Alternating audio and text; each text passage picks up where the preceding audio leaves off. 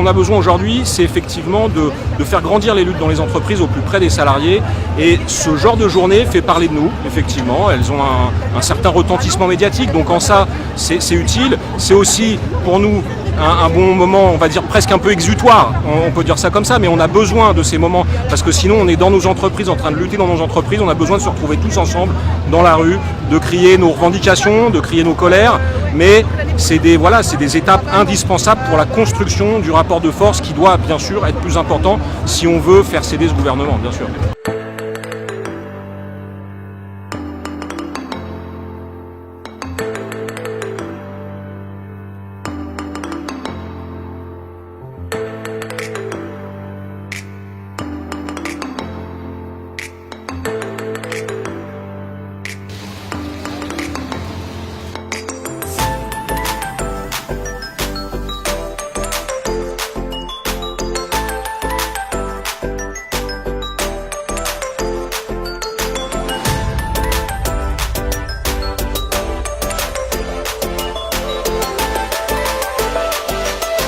Écoutez, Monsieur Macron.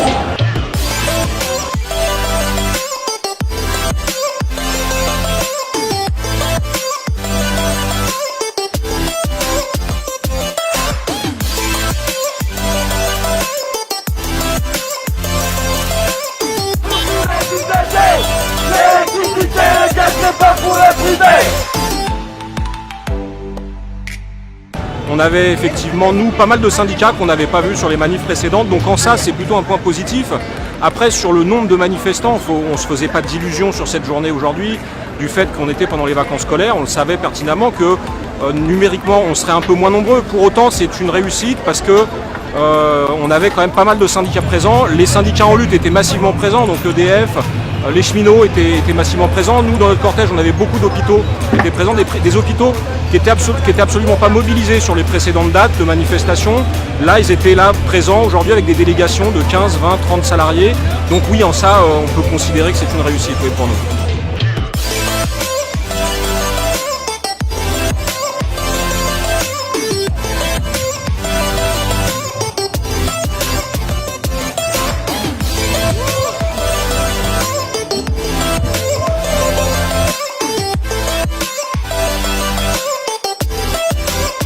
Et on a avec nous les camarades, anciennement travailleurs sans papier.